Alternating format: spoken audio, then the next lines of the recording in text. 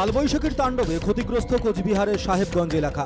চৌপথিতে একটি আম গাছ ভেঙে পড়ায় সকাল থেকেই যান চলাচল বন্ধ সাহেবগঞ্জ বামনহাট রোডে। বিভিন্ন জায়গায় ইলেকট্রিকের পোলের তার ছিঁড়ে গিয়েছে, গাছ পড়ে ভেঙে গিয়েছে বহু ঘরবাড়ি, আহতও হয়েছেন অনেকে। ঘর তো টোটালটাই ভেঙে গেছে। পুরো ঘরটাই ভেঙে গেছে। ঘরে কেউ ছিল সে বিছানায়? মা ছিল বিছানায়, ওই বিছানায় ছিল? ওই বিছানায় শুয়েছিল, লাকড়ি বেঁচে গেছে, একটু চোটপোট লাগছে এতটুকু। সাহেবগঞ্জ চৌপথিতে একটা বিশাল বড় আম গাছ পুরানা, সেই গাছটা ভেঙে পড়েছে এবং যাতায়াতে একদম প্রায় বন্ধ বললেই চলে। গাছটা খুব তাড়াতাড়ি কেটে রাস্তাটাকে পরিষ্কার করার ব্যবস্থা আমরা করতেছি, কিন্তু তা বাদেও প্রচুর ঘর বাড়ি, প্রায় গাছ অনেকের বাড়ির উপর ভেঙে পড়ে গেছে, অনেকে প্রাণে বেঁচে গেছে। রবিবার ভোররাতের ঝড় বৃষ্টিতে ক্ষতিগ্রস্ত কোচবিহারের 15 নম্বর ওয়ার্ডের বেশ কিছু বাড়ি। রবিবার সকালে পরিস্থিতি পরিদর্শনে যান তৃণমূলের জেলা সভাপতি সহ অন্যান্যরা।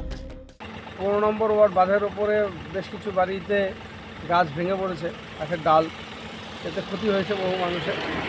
সেই বাড়িগুলো দেখে এলাম। আপাতত বেসরকারিভাবে যাতে গাছগুলোকে তোলা যায় ওখান থেকে, ডালগুলোকে বাড়ির উপর থেকে, সেই ব্যবস্থা করে এলাম।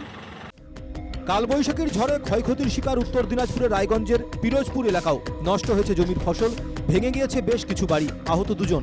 বাড়ির দেওয়াল ভেঙে পড়ে আহত হয়েছেন একজন বৃদ্ধা, ভর্তি করা হয়েছে তাকে হাসপাতালে। আহত হয়েছে অনেক গবাদি পশুও। প্রশাসনের সাহায্যের আশায় এলাকাবাসী।